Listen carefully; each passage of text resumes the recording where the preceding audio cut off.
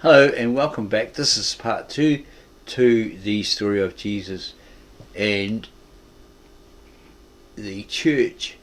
The story of Jesus and the beginnings of the church by Benjamin Wisner Bacon, who lived around 1860 to 1932. We are going to go from where we believe we left off.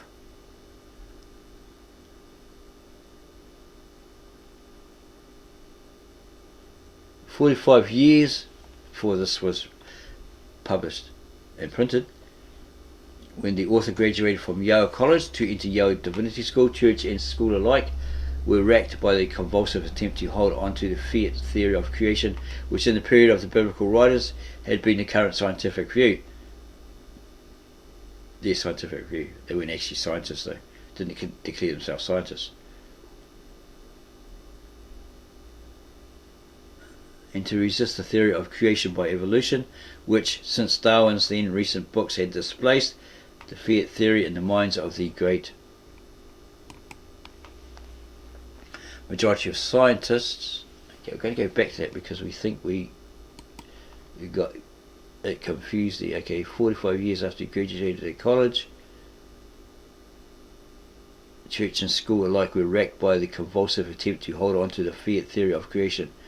Okay, it's probably a differing theory of creation, according to science, which in the period of the biblical writers had been the current scientific view, and to resist the theory of creation by evolution, which since Darwin's theory, then recent books, had displaced the fiat theory in the minds of the great majority of scientists. Okay, so they're looking at those books, the theory of evolution by Darwin in his books, and then they had a different way of thinking, come to some different realization. Asa Gray in his lectures at Yale, Joseph LeConte in California, and Henry Drummond in his summing up of the futile controversy between Gladstone and Huxley. Is that Adolphus Huxley? A Brave New World author, were the men who taught this particular author to realize that the biblical writers did precisely what they should have done in using the current scientific ideas of their own day for the religious lessons they were endeavoring to teach, and that to pervert their moral and religious purpose into the task of defending an outworn scientific stronghold after its own builders had abandoned it was to do them a great injustice. An evolutionary creation is at least as spiritual a mode of divine action as a fiat creation, and to insist on holding to the latter as the necessary vehicle of our religious message merely because the scriptural writers used it as if men should forbid our missionaries to travel by steam or airplane because in scriptural times the horse was the limit of rapid transport. Okay, so if you've got that sort of mindset, you can't go on a plane or a train or anything like that because it's too modern. It's not what the Bible prophets and that how they used to travel. So you have to be like the separatist movement that separated themselves, Quakers, etc., and ride your old horse and buggy there, right? Because nobody in the Bible, the prophets, Moses, etc., they didn't take a train or a plane or a bus. 40 years prior to this book being written, published and printed, published and printed, the church showed an incredible mental indolence not to realize that the issue had already been fought out on a more crucial issue when, in Galileo's time, it learned, after the disastrous alienation of some of the greatest and devoutest of those who traced God's thought after him in the heavens, that, like Copernican system, however foreign to the Bible, is a far better vehicle than a Ptolemaic wherein to consider the heavens the works of God's fingers, the moon and the stars which he hath ordained. Only after disastrous losses had been sustained in the attempt to fight on the losing side of a scientific battle, wherein the church really had no concern. It wasn't their place to do that, possibly. Cardinal Bellarmine at last enunciated the principle that the Bible was not given to teach how the heavens go, but how to go to heaven. Good quote. That should have been understood before. Surely after two such experiences of bad leadership, the Church might expect to be spared the humiliating spectacles of the fundamentalist modernist controversy of today. and at the time when this author was writing, a contributor to the New Republic, June 23, 1926, raised the question under the caption Brains and Religion, whether we have indeed reached the point where science and faith must part company. And he asked to be quoted, "The promise which the intellect makes to the soul of man in return for being allowed to deal with the problems of his moral and spiritual destiny is a promise of progress. It says in effect, I will install the principle of progress in the very heart of religion. See what I have done in other realms. Medicine, technology and education were static until I came along. Wherever I go, progress follows. Without my cooperation, religion tends to petrify in conservatism. Youth, or the young, have ever flocked to the standard of an imperial adventure, but fear has gotten the better of faith since the time of the founders, and religion has ended by exchanging the word inquire or seek, which was the message of Jesus, for the word accept, the symbol of ecclesiastical bondage, or being bound to, chained to, or a slave to. Is it any wonder that the shades of the prison house begin to close, and that the vision of splendid dies away into the light? So common day. And he adds, with great issues of our civilization at stake, it would be a tragedy if religious aspiration and intellectual research should fail to achieve an understanding. No one doubts that today great issues of our Christian civilization are at stake. We are all aware also of the enormous increase since the war, so probably talking about World War One, of religious interest and inquiry, and interest which in part accounts for the strange recrudescence of the present attempt at that time to set the findings of science and religion at variance, create a division, right? Differences.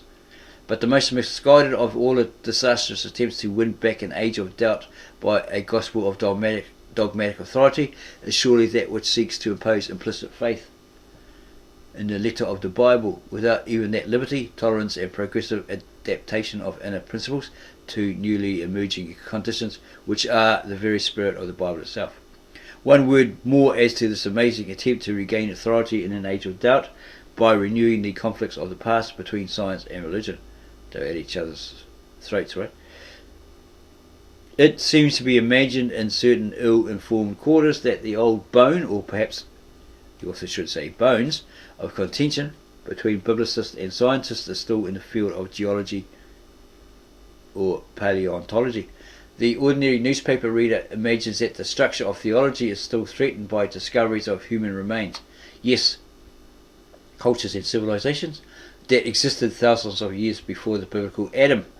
The man in the street and a few others who appear never to have emerged from their theological cloisters are still living among the echoes of that outworn conflict between Genesis and geology, which died a natural death 40 years before this book was written, published, printed.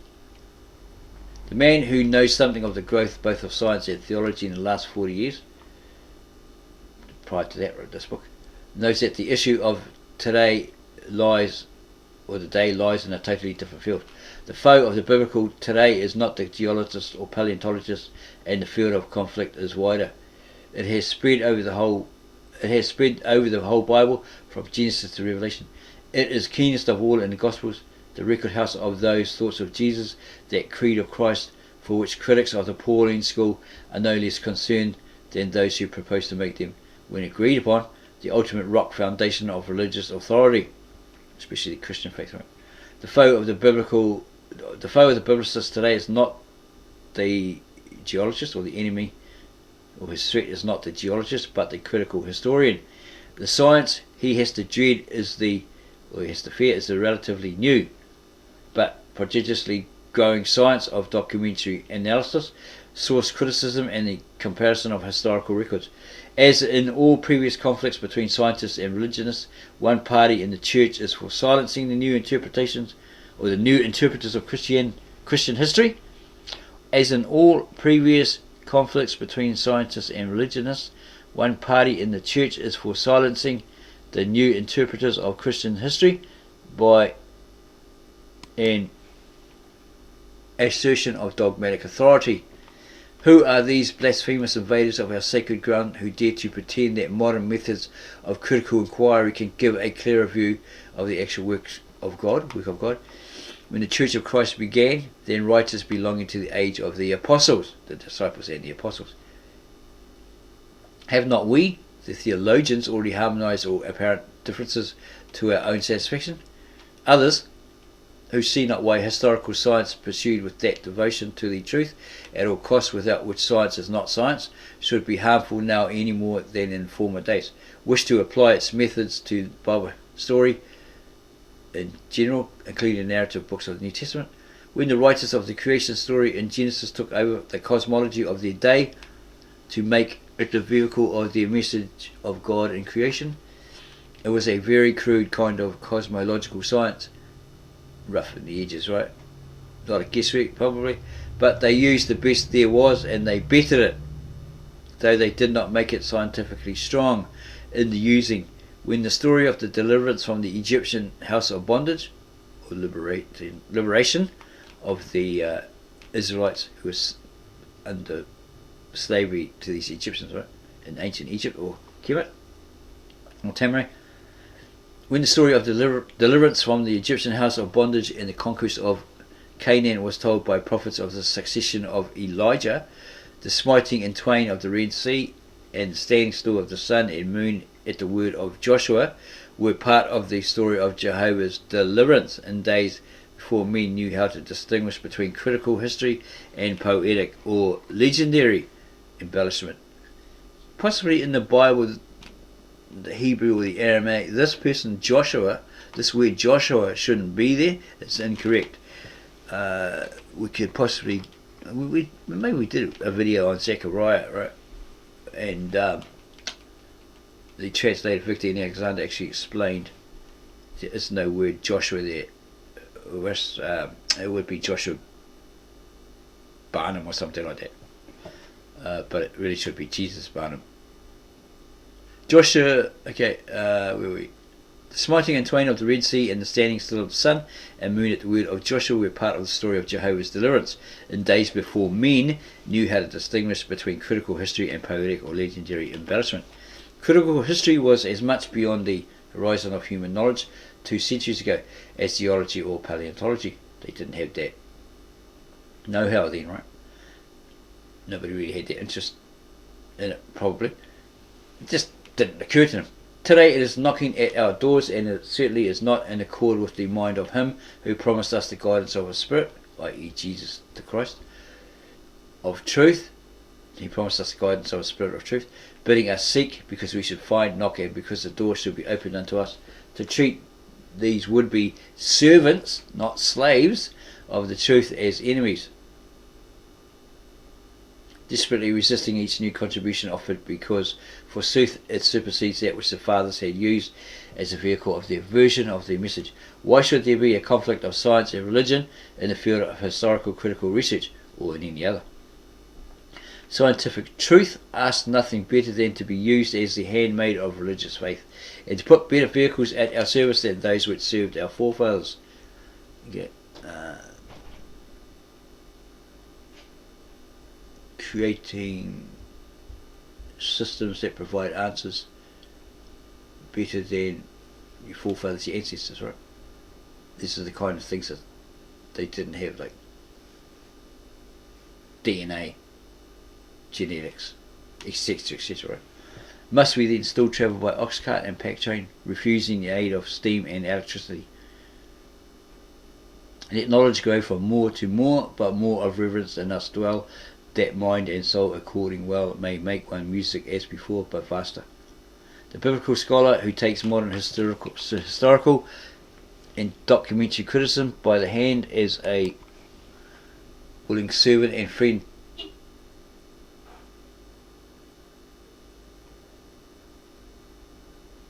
does so with the purpose of applying to the primitive, uncritical reports of New Testament narrative every resource of historical research. Chiefly must criticism be applied in the Gospels with the fourfold aspect of the story of those eventful days from Nazareth to Calvary, wherein God worked through the agency of Christ to bring the world into a at-one-ment, or atonement. Here it's got at-one-ment, meaning that one with Him, right? All one with Him, with Himself. We want all that can be obtained by any method of the words of Jesus in their most accurate form and meaning. We want the fullest and most accurate account of his career that historical research can give us.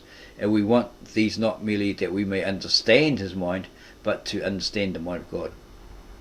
The true biblical critic is an apostle and evangelist, like Paul, but independently he would draw from every record, by every means in his power, what God did through the agency of Christ, the workings of Christ. Right?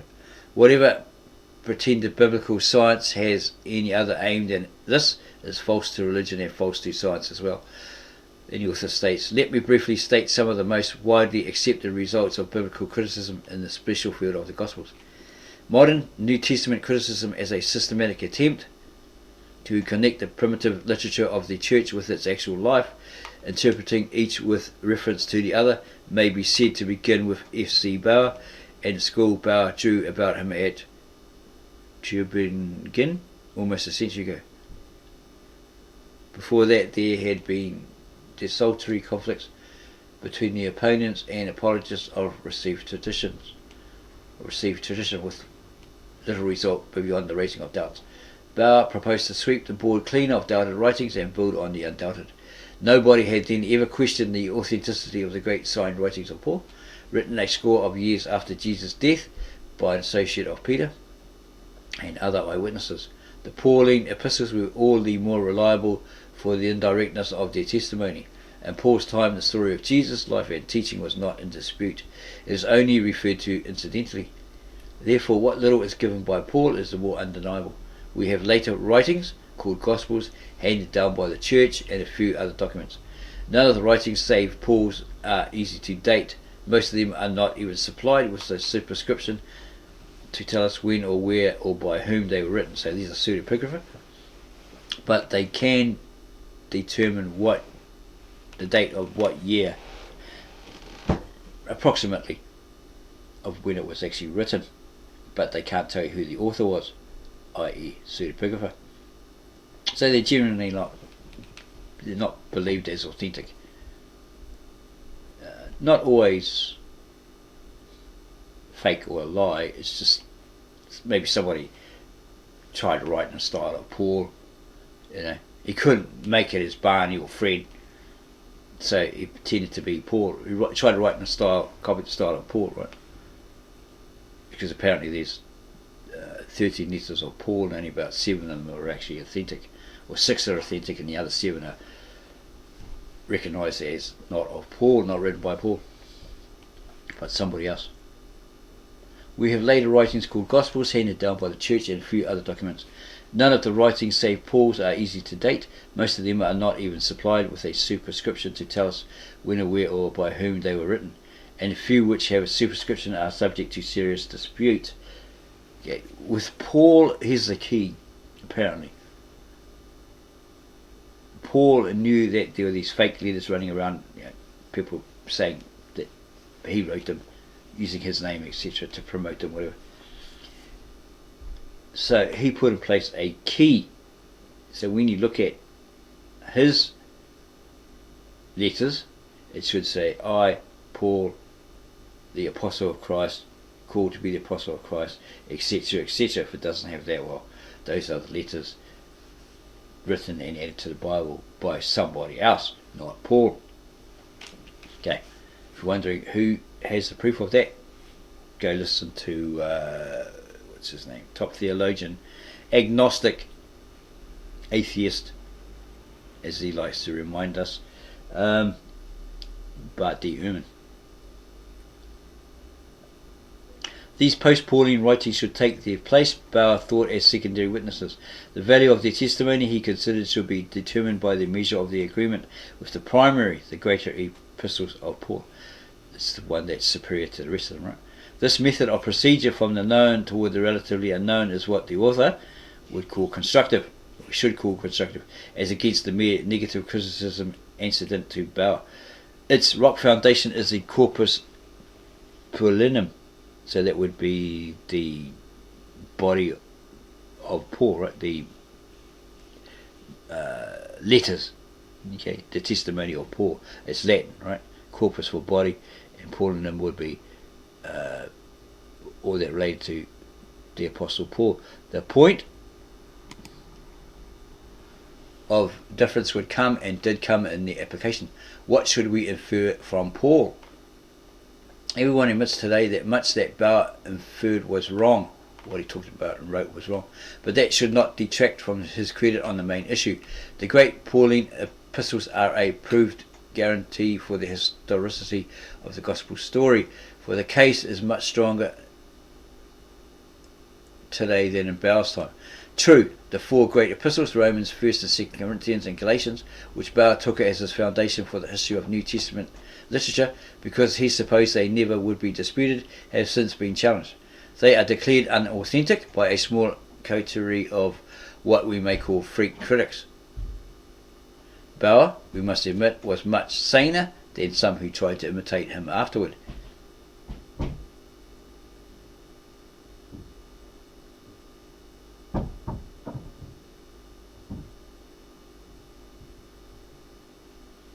But the chief result of this attempt to discredit the Pauline epistles has been to establish their authenticity 10 times more firmly than before. We now have the added proof, accepted by Bauer's own followers, that the smaller epistles which Bauer rejected as doubtful, 1 Thessalonians, Philippians and Philemon, are genuine, while only a slight haze of doubt still clings to 2 Thessalonians, Ephesians and a few verses of Colossians.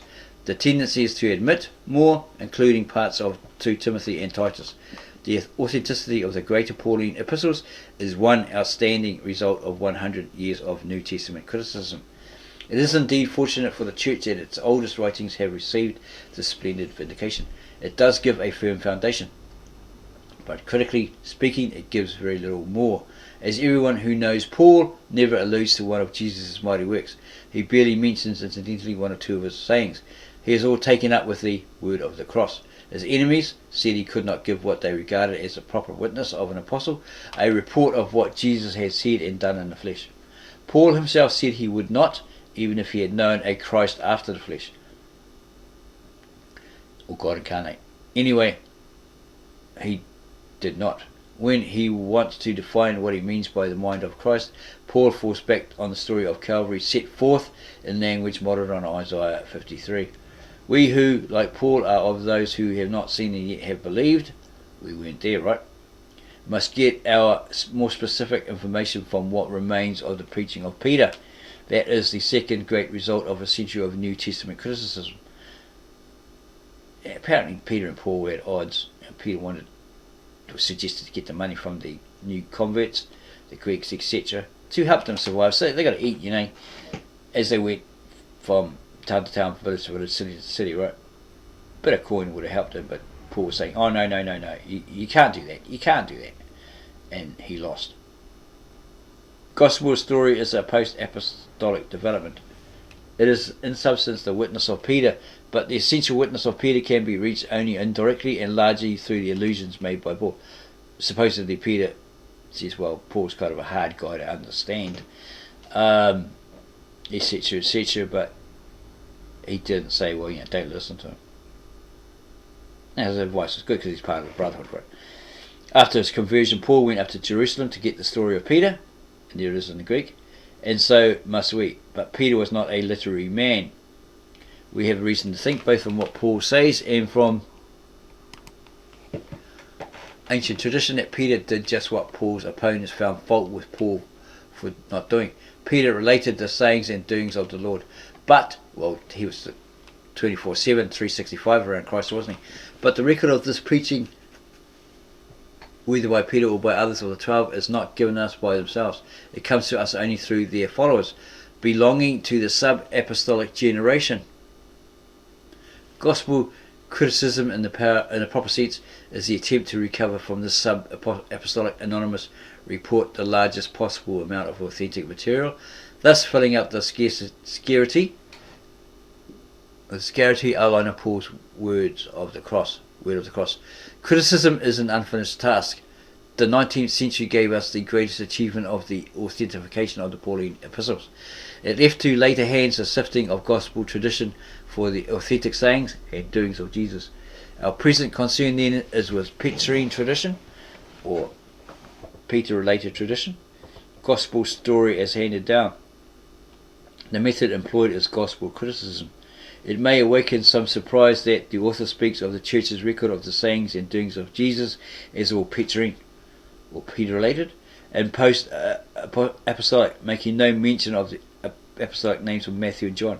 Some do indeed speak confidently of earlier tradition, which add these names to Peter's as reporters of the facts. This use of the term early is relative. The name of Matthew appears, it is true, superscribed to the Gospel, which is placed first in our canon about 150 AD. But modern criticism is unanimous in rejecting the claim, at least in its intended sense, as we have implied, and calling the work secondary to Mark and non-apostolic. The earliest mention of Matthew by this title is later by some 40 years than that which connects the name of Peter with Mark. The statement is made by Papias, Bishop of Hierapolis, near Ephesus, in his attempt to vindicate against heretical teachers the church's interpretation of the Lord's commandments.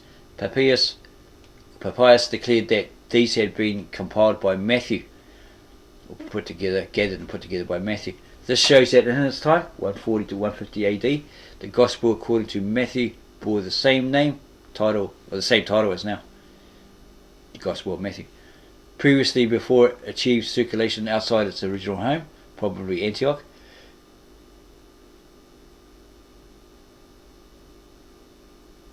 or is that talking about the Gospel of Peter?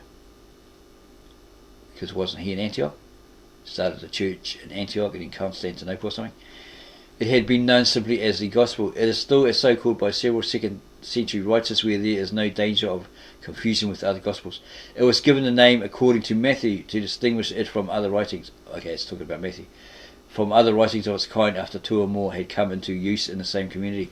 Originally anonymous, like all of its class, this Gospel was ascribed to the Apostle Matthew for reasons which can only be conjectured. And footnote, a possible explanation has been offered by the author in an article entitled Why, According to Matthew, in the Expositor for October 1920, probably volume 8, 118, paragraph 289 to 310. We can possibly answer that, right? Being Jews, the tradition of the Jews was to put names to any book. It was traditional, okay? So that's why they admit to attributing the name Moses to the Torah, the Book of Moses, etc., right? The 5 books of Moses, the Pentateuch, etc. But they admit that he wasn't the actual writer. Because how can you die and write about your death when you're dead? Unless it's some supernatural thing, right? Something along those lines.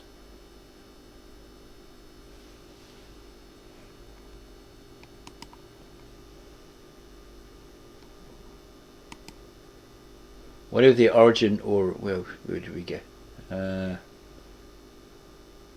Okay, back. Originally anonymous, like all of its class, this Gospel, Matthew, was ascribed to the Apostle Matthew for reasons which can only be conjectured or guessed at. It was supposed to have been translated from the Hebrew. Papias assumes without investigation this mistaken idea. In reality, Matthew is based on the Greek Gospel of Mark and uses the Greek Old Testament, nor is this Gospel used, when used at all, in the time before Papias, as if it were an authoritative apostolic work. And there's the footnote down the bottom here. Ignatius uses it in 112 AD, but sometimes prefers the statement of uncanonical writers, ones who are not recognized as authentic scriptural canonical writers according to the canon, right?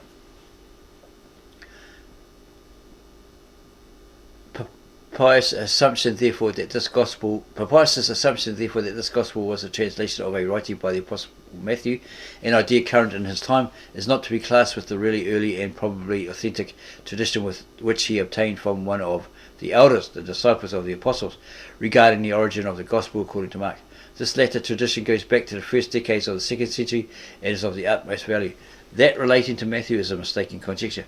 Still later is the origin of the title according to John, the fourth Gospel, in an attempt to retell the story from the theological viewpoint of Paul. The first explicit ascription of it to the Apostle John dates from 185 AD. Such faint traces of acquaintance with it as are obtainable before 185 are very far from what we should expect if during the first half century of the Gospel's existence it had been regarded as the work of an apostle. It appeared at Ephesus not long after the apocalypse. Okay, so what was supposed to have gone down at Qumran, etc. In that sense. So there's some sort of apocalypse there. Probably when the temple at Jerusalem was invaded and destroyed, was it by Titus? And all these Jews were put to death, etc., etc. And their holy writings, their gold candelabra, etc., menorah, everything was taken somewhere else. And then a Roman standard banner was put in the temple area and nobody could go there, something like that, right? Stopping these Jews, etc., from going back in there. This later writing was published in 95 AD and definitely declares itself to be the work of John. Coming from the same church shortly after and bearing no author's name, it is not strange that the Gospel also should ultimately be ascribed to the same author. Although the very broad differences between the two writings called of John made this incredible even for ancient critics. Even under its new title, acceptance for the fourth Gospel was very slowly achieved. These two superscriptions, according to Matthew and according to John, can therefore be traced no further back than the period of the formation of our four Gospel canon, probably at the Nicene Council or something like that, in 150 to 180 AD. The author need hardly say what, or he decided that he needed hardly to say what enormous influence the titles had exercised, nor remind you, the reader, that they are still defended by some as if they were a part of the original writings, instead of mere captions prefixed by 2nd century editors. In fact, the 2nd century tradition has made a kind of utterance from heaven itself with which it would be impious to disagree. But why should Christians be charged with burdens like those traditions of the scribes, by which Jesus said they made the word of God itself of none effect?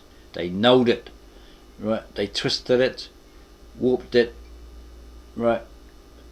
Basically shut the gates to the kingdom of God, or closed off the path so none would get in there, right? With what they dictated. It is possible completely to spoil the sense of a writing by ascribing it to the wrong author at the wrong time and place.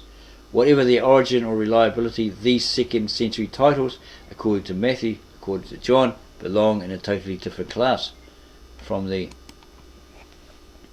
really ancient tradition which connects the name of Peter with the Gospel of Mark. This report antedates the great conflict with Marcion and the Gnostics, when the church was challenged to authenticate its writings. This is significant. The tradition regarding Mark, you see, makes only the same modest claim as was made on behalf of Luke, instead of seeking the dignity of some revered apostolic name. Moreover, instead of being in conflict like the titles superscribed to Matthew and John with the contents of the writing, the title according to Mark fits extremely well.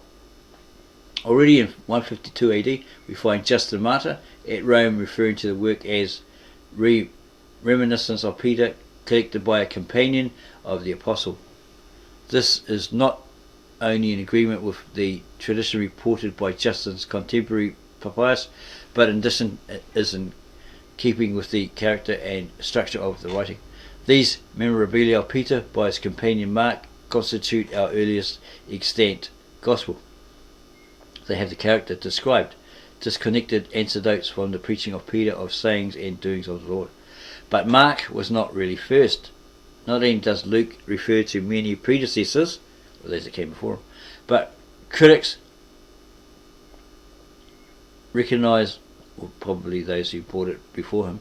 But critics recognise traces of an older source of Matthew and Luke, and the second source of Matthew and Luke was probably used to less extent by Mark also.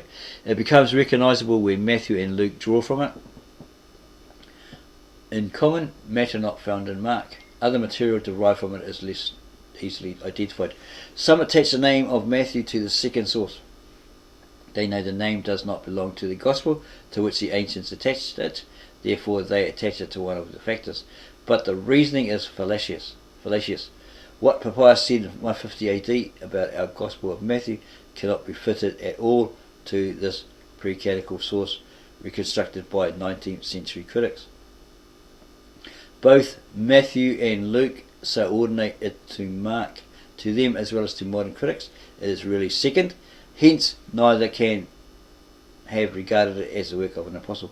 As for the identifiable extracts from it, they do not even mention the name of Matthew, but make Peter the leading figure to a much greater extent than Mark.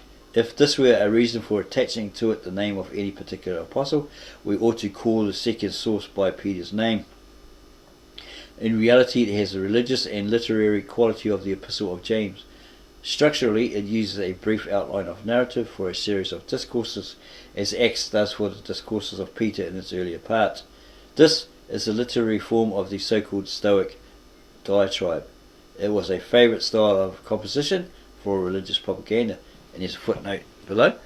A 2nd century example would be the so-called Clementine homilies. Like all early Gospels, the second source was almost certainly anonymous. It is free in recasting, nevertheless it gives us the best idea of Jesus' teachings obtainable from any quarter. To avoid question begging titles, we should speak of it as simply the second source. Please do not call it Q or the Logia. The proper application of these terms is different.